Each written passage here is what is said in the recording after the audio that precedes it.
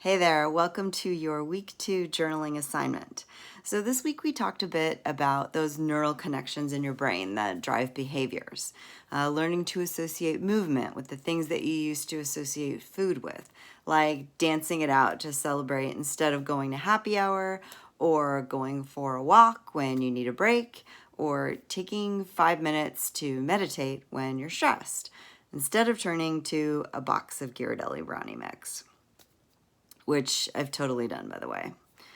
So these 5 habits that you're practicing are the first steps in an ongoing process of unwiring unhealthy connections and building new, healthier associations around things other than food.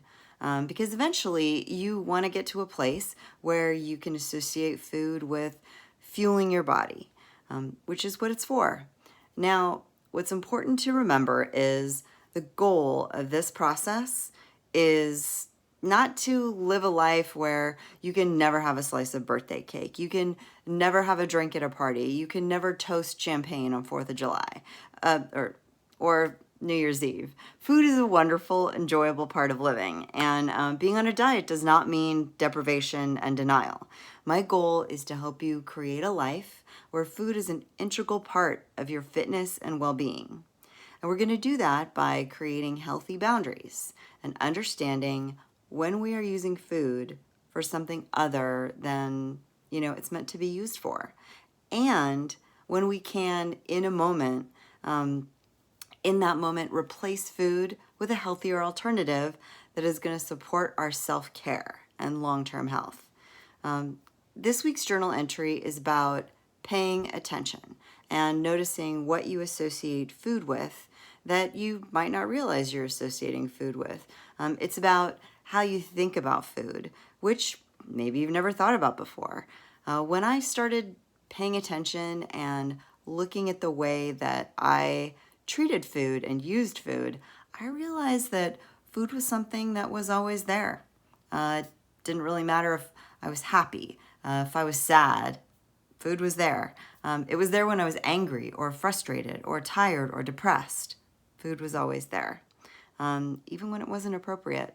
And I realized that all of the extra weight that I was carrying was a physical manifestation of every time I used food to change my emotional state. Food is a cheap drug in the short term, but it's an expensive way to cope in the long term. Hunger can be a really complex feeling sometimes, and sometimes we mistake the feeling of needing comfort or distraction or validation with being hungry. And this is because neurons that fire together wire together.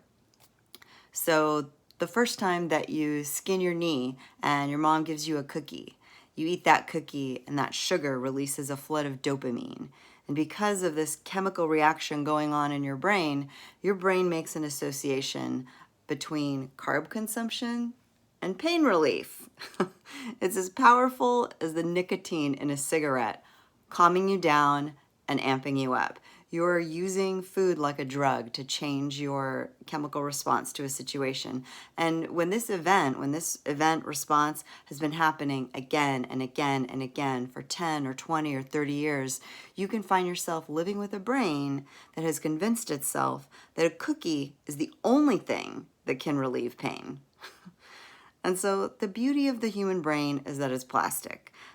You can change. You can establish new neural connections by practicing new behaviors. And you can do this actually pretty quickly.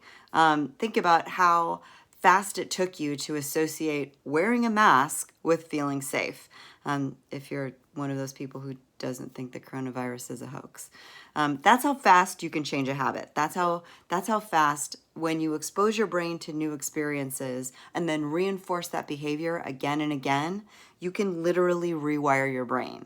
These new experiences, these new responses to a situation that you may have been in 100 times before, they start building new neural connections for the same neural pathways. And the more you do it, the stronger those pathways get.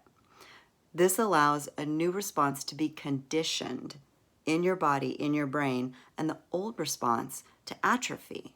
That old response will will slowly deteriorate because that pathway is no longer being used. This is the secret sauce. In the moment, making a different choice than you usually make. And the first step, of course, is paying attention to what choices you usually make so that you can start making different, more deliberate ones and writing those new neural pathways in your brain.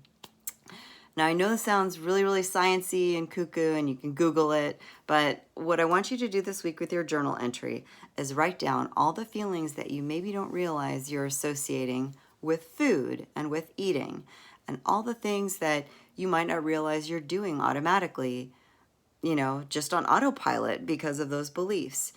It might be something super, super simple like, I have this bad habit of coming home. When I come home late at work, my kids have already gone to sleep, of making myself a bowl of ramen. And I don't even think about why I do it because I'm not even really hungry. But now I'm kind of wondering if it's maybe because I feel guilty for not being able to tuck them in. And then when I think about it, I realize my dad would always have ramen with me on the nights when my mom came home late from work because he didn't feel like cooking. And so I'm now associating being, a present parent with eating ramen. So it's giving you those feelings.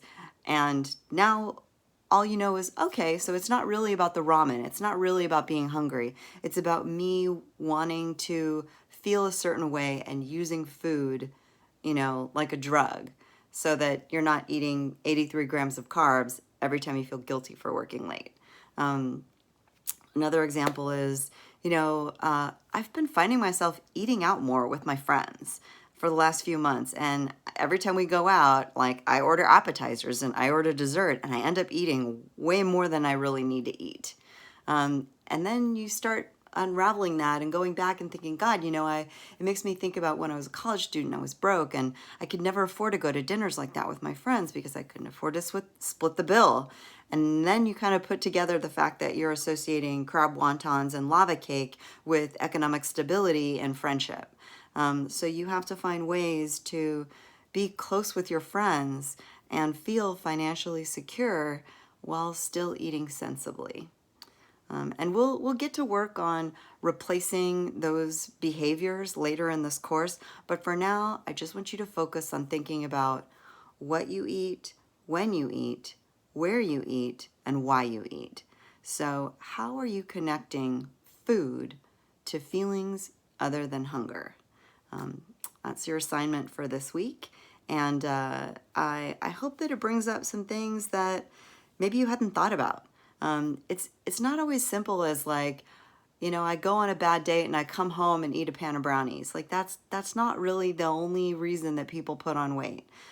A lot of the books that Janine Roth writes, who's recommended in the email, are about how we use weight as a cast to protect a wound.